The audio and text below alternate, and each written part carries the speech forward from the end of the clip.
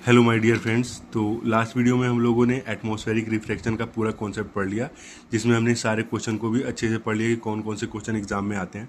इस वीडियो में हम लोग स्कैटरिंग ऑफ लाइट, प्रकाश के प्रकीर्णन के कॉन्सेप्ट को समझेंगे। ठीक है, इसके ऊपर जो भी क्वेश्चन एग्जाम में आते हैं सब समझेंगे। टिंडल इफेक्ट, टिंडल प्रभाव के बारे में बात करते हैं। सबसे पहले क्या होता है स्कैटरिंग का मतलब तो आप समझ रहे हैं, प्रकीर्णन का मतलब फैलना।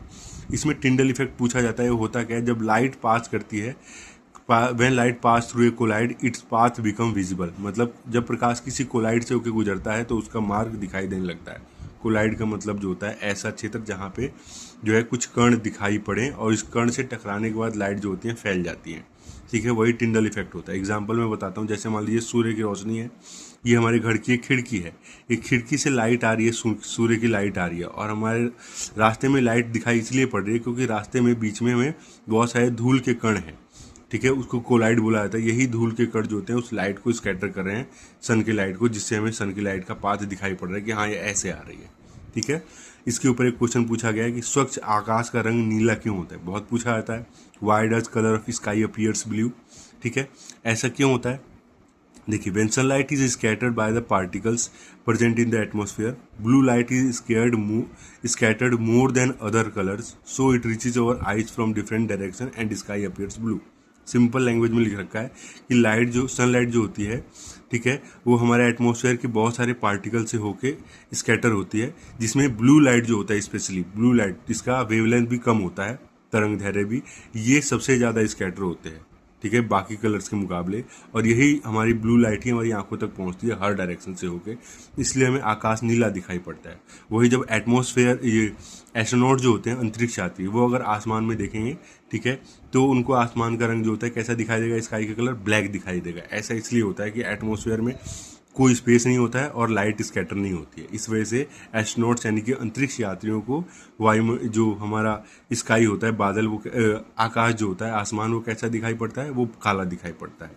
ये भी पूछा गया 1 नंबर में क्वेश्चन कभी कभी।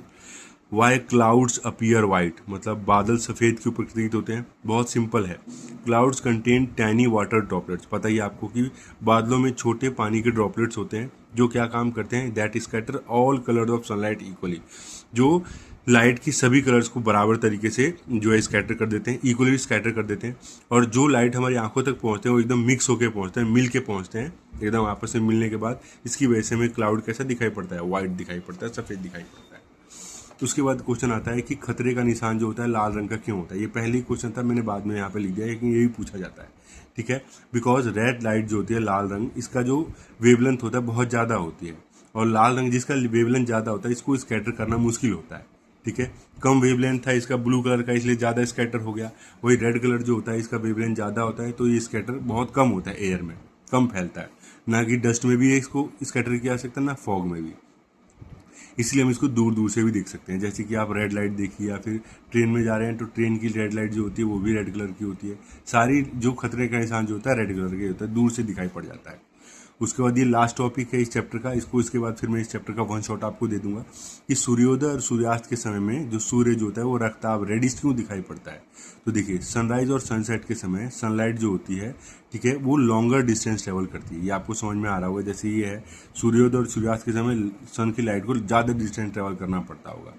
ठीक है, और जो छोटे वेवलेंथ के जो कलर हैं जैसे ब्लू और वायलेट जो होते हैं वो स्कैटर हो जाते हैं, फैल जाते हैं, और जो रेड कलर की जो लाइट है वो हमारी आंखों तक पहुंचती है। इस वजह से जो हमें सन कैसा होता है, रेडिश दिखाई पड़ता है, मतलब लाल दिखाई पड़ता है। इसको रक्ताभ कहा जाता है। ठीक है, तो ये जो है पूरा कॉन्सेप्ट था, इसी में से क्वेश्चन आएंगे। मैंने बहुत ईजी लैंग्वेज में और सिंपल से लिख रखे हैं, अच्छे से पढ़ लीजिएगा, एग्जाम में इन्हीं में से क्वेश्चन आते हैं। ठीक है, मेरे चैनल को लाइक, सब्सक्राइब और शेयर भी कीजिए थोड़ा। Thank you.